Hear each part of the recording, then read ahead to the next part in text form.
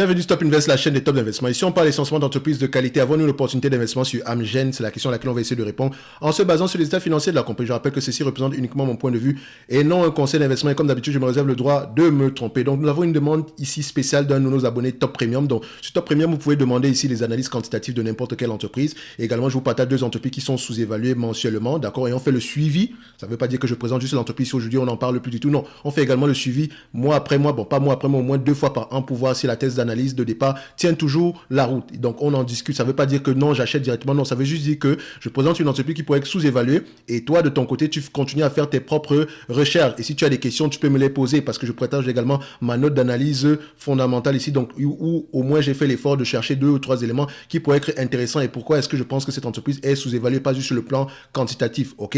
Donc, ici également, c'est une compagnie qu'on a déjà eu analysée, donc je vous ai parlé à peu près de ce que vous avez sur Top Premium, mais également vous avez la Top Newsletter, et excusez-moi de faire cette discrétion-là, je suis mon propre sponsor. Donc maintenant, sur cette compagnie, on en a parlé il y a plusieurs mois, ok? Elle était déjà sous-évaluée. C'est une compagnie aussi qui exerce dans le secteur des biotechnologies, d'accord? Donc, médicaments, etc., brevets, vous comprenez, vous connaissez la chanson, d'accord? Donc, maintenant, quand ce segment, si vous intéresse, il faut regarder qu'est-ce qu'elle vend précisément, est-ce que les brevets arrivent à expiration bientôt, combien de médicaments elle a, est-ce qu'elle a un gros blockbuster qui lui ramène la plupart de ses revenus ici, mais également, est-ce qu'elle a un pipeline de médicaments, de médicaments en études présentement, et ça ne veut pas dire que parce qu'on a un gros pipeline, que tous ces médicaments-là seront approuvés, attention, mais elle également, elle a un passif ici, elle a un historique ici d'approbation très élevé.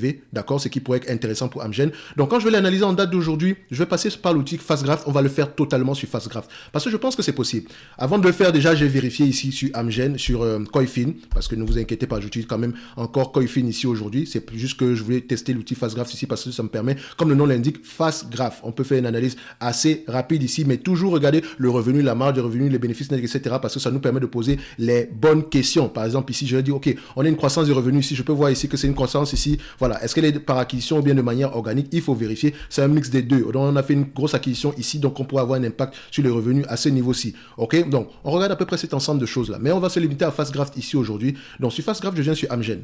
OK? Alors, la première chose que je vais regarder ici, hormis le fait de sélectionner soit les free cash flow ou les net income, déjà il faut voir ici que eux, ils ont les adjusted operating earnings. Donc, ce sont les bénéfices nets ajustés des éléments spéciaux, d'accord? Donc, ici, l'entreprise ici peut avoir pris une charge supplémentaire ici et décide que non, c'est une charge exceptionnelle, donc on va l'ajuster en conséquence des véritables bénéfices nets qu'on aurait pu avoir. Donc, quand vous comparez les deux ici, vous voyez que les bénéfices nets ici, les free cash flow ont tendance à être plus élevés que les bénéfices nets. D'accord, c'est tout à fait normal, mais on doit également se poser la question pourquoi. Donc, je vais prendre les free cash flow ici, simple, on va le garder comme ça, on va prendre les free cash flow. De toutes les façons, comment est-ce que je procède? Déjà, premièrement, je vais regarder les analystes ici. Est-ce qu'ils ont souvent raison par rapport à l'estimation ici des free cash flow? Ce que j'observe ici, c'est que oui, ils ont souvent raison, mais sur les 5 dernières années, d'accord, ici, surtout les 5 dernières années qui m'intéressent, 1, 2, 3, 4, 5. Sur 5 dernières années, ils ont raté une fois. Et quand on dit rater une fois, c'est que la marge d'erreur est de supérieure, ici, a dépassé les 20%. D'accord? Donc, il s'accorde jamais une marge d'erreur ici de 20% maximum. Donc, ici, ils ont raté la cible. OK? Donc, il faut comprendre, il faut aller savoir, il faut aller regarder pourquoi. OK? Est-ce que c'est un élément spécial ici, etc. Donc, on compare également avec les adjusted operating earnings parce que les free cash flow peuvent être impactés par autre chose. Ici, vous voyez qu'ils n'ont même jamais, ils ont toujours eu raison ici. C'est facile à analyser. Enfin, c'est facile à prévoir selon eux. OK? Donc, si je me fie au free cash flow ici, on va se dire que c'est peut-être une erreur ici. Voilà, ça peut arriver. OK? Ça peut arriver à ce niveau-ci. Donc, au niveau des historical ici, donc ce que je regarde en supplément, vu que je sais que les années ici, c'est à peu près assez solide, vu le passif positif, ce que je vais faire, c'est ceci. Je sais que les free cash flow, ou bien les PER sont impactés par la croissance, d'accord, sont également impactés par la dette. OK, hormis également les marges, etc. Mais ces deux éléments-là impactent grandement les PER. Une entreprise croissante ici peut avoir des PER très élevés. Une entreprise qualitative qui a une énorme dette peut avoir un très petit PER. D'accord? Ou bien une entreprise qui a une dépense en capital énorme, etc. Donc, ici, je prends une chose. Ce qui est bien, c'est qu'on vous donne déjà l'information par rapport à la dette ici, BBB+, etc., selon la note ici du S&P 500. OK, pas S&P 500, mais de SP Credit Rating. Donc, le Standard & Poor's Credit Rating, c'est BBB+. Donc, BBB+, on est à la limite là. D'accord? Après ça, ça veut dire c'est un peu compliqué. Donc, il faut toujours favoriser tout ce qui est supérieur à B.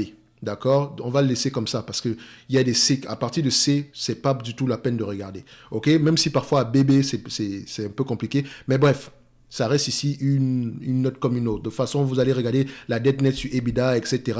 pour essayer de vérifier. Mais je pense ici, cette compagnie-ci a les moyens de repayer sa dette, excusez-moi. Elle a les moyens de repayer littéralement sa dette ici. 2 fois les bénéfices, ça ne veut rien dire du tout. Si on prend par exemple une compagnie qui est endettée comme Verizon et encore, la dette, c'est entre parenthèses. D'accord, c'est entre parenthèses parce qu'elle n'est réellement pas endettée, elle peut réellement payer ça ici. Donc, vous voyez ici à peu près qu'on a combien. J'espère que ça ne va pas bugger ici aujourd'hui. On est également à BB+. D'accord. Pourtant, on a la dette nette sur EBITDA aux alentours de 3 fois les bénéfices. Et quand on enlève la dépense en capital, on est encore plus élevé que ça. Donc, je vais reprendre mon fast graph avec Amgen. Une fois que j'ai ceci, je fais ça. Alors, je prends ici la capitalisation boursière actuelle, 135 disons 4, je l'arrondis ici, divisé par la valeur d'entreprise à 160 milliards, divisé par 160 milliards. Valeur d'entreprise ici, c'est la dette plus la capitalisation boursière, d'accord? Dette nette plus capitalisation boursière, ça donne ici au total 0,84. Donc ici, le 0,84, il va me servir à quoi? Vu que mon PER ici, d'accord? Je dois enlever ici 16% de mon PER. Donc, le PER que je vais estimer ici, c'est un PER de 20 fois les bénéfices. C'est une compagnie qui peut s'échanger à 20 fois les bénéfices, littéralement. D'accord? Si on regarde ici les dernières années, le marché paye des free cash flow ici moins élevés pour cette compagnie-ci. Pourquoi? Est-ce qu'il a peur qu'un brevet arrive à expiration ou des choses comme ça? Parce que c'est une compagnie pharmaceutique ici, enfin, même si elle est de biotechnologie ici, mais sachez que ce genre d'entreprise se négocie à des PER très, très élevés. Il faut toujours aller vérifier ça ici. OK? Donc, généralement 20 fois, 17 fois les bénéfices, on va se dire ici entre 17 et 25 fois les bénéfices pour ces compagnies. Donc, idéalement, rester à 20, ça pourrait être assez correct ici. Donc, je prends 20 fois les bénéfices.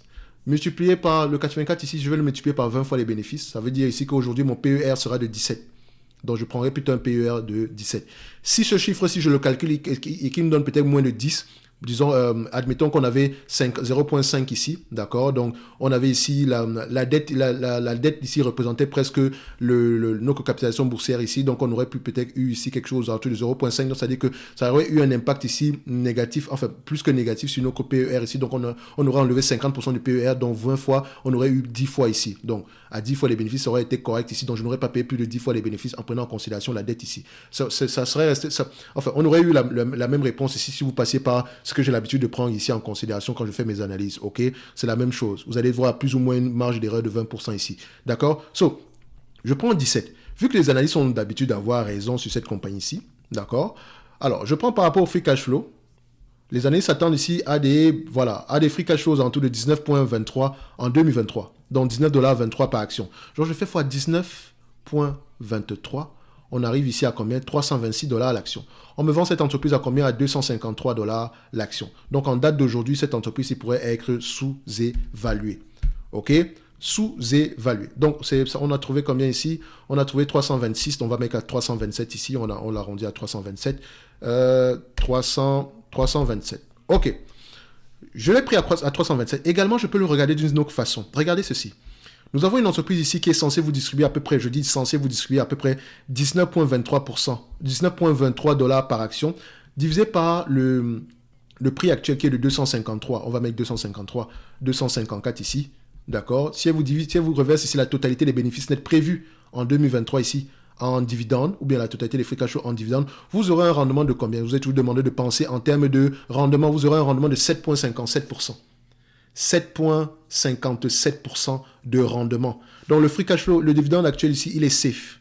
OK? Et regardez ceci. On pense même que ça va arriver à 27,80 $. Donc, ça veut dire que si on vous verse 27,80 $ par rapport au prix d'acquisition actuel d'aujourd'hui de 254 $ l'action, vous allez avoir un rendement de 10,94. 10,94. Et si l'entreprise se négocie à 17 fois les bénéfices de 17 fois les bénéfices de 2025, donc si les analystes ont raison, bien sûr, on aura à peu près une valorisation aux alentours de 473 $ l'action. Par rapport à mon coût d'acquisition actuel, c'est presque rien du tout. Donc cette entreprise-ci, comme sur la première vidéo, est sous-évaluée sur le plan quantitatif. Maintenant, il faut aller creuser pourquoi. Pourquoi est-ce que le marché, parce que ne pensez pas que vous êtes plus intelligent que le marché. D'accord? Il faut déjà aller chercher pourquoi. Est-ce que c'est parce qu'on a un médicament qui arrive à expiration? Est-ce qu'on a un procès qui est présentement en cours? Il faut aller regarder ça en profondeur parce qu'une entreprise ne peut pas être sous-évaluée autant pendant très très longtemps. D'accord? Auquel cas, l'entreprise, j'espère qu'elle rachète ses actions. C'est ce qui m'aurait intéressé parce qu'elle est littéralement sous-évaluée. Donc, ce qui doit se passer, c'est qu'on doit racheter massivement ces actions-là. Et c'est exactement ça qu'elle est en train de faire. J'aime ça. Vous voyez? De 2014 à aujourd'hui, son nombre d'actions a diminué littéralement de plus que la moitié. Donc, on peut voir ici, grow down from all-time high. On voit ici que depuis les plus hauts, on a à peu près moins 59%. Moins 59%. Si on prend ici, voilà, c'est moins 59% par rapport au plus haut. Moins 59%. Et c'est très, très bien. C'est très, très bien. C'est-à-dire que ceci aura un impact sur mes bénéfices nets par action. Et ça, c'est mieux. C'est une bonne chose. Mais ces bénéfices nets par action, et ça aura encore plus d'impact si les bénéfices nets par action ou bien les free cash flow ont même tendance à être plus élevés dans le temps. Vous voyez que c'est encore plus élevé les free cash flow. Donc, c'est un double bénéfice. Cette compagnie-ci, il y a quelque chose qui se passe. Ça serait intéressant d'aller creuser en supplément ici. OK? Donc, c'est une belle entreprise. Sur le plan quantitatif, ça semble être sous-évalué. Comme la première vidéo d'ailleurs. D'accord? Donc, notre avis n'a pas trop changé depuis la dernière fois qu'on a fait cette vidéo-ci. On était à 245 $. Aujourd'hui, on est à combien? À 253 $. En tout temps, il a distribué un dividende, il a racheté ses actions. Donc, allez fouiller. OK? On va se donner rendez-vous ici sur la prochaine vidéo et voilà, on vous attend sur la newsletter privée ou bien la top newsletter ou bien le top premium ici. Un like, un abonnement, ça fait toujours plaisir et comme d'habitude, on lit les rapports financiers avant d'acheter une quelconque entreprise. Même si sur le plan quantitatif, ça semble être beau, essayez de rechercher les cadavres dans le placard. Comme je vous l'ai dit, médicaments arrivent à expiration. Est-ce qu'il y en a? Comme je l'ai dit ici, est-ce qu'on a un procès présentement en cours? Donc, il faut vérifier cela parce que c'est bizarre. C'est vraiment bizarre de s'échanger à un prix pareil pendant très très longtemps. OK? On va se donner rendez-vous sur la prochaine vidéo et d'ici là, portez-vous bien. Merci.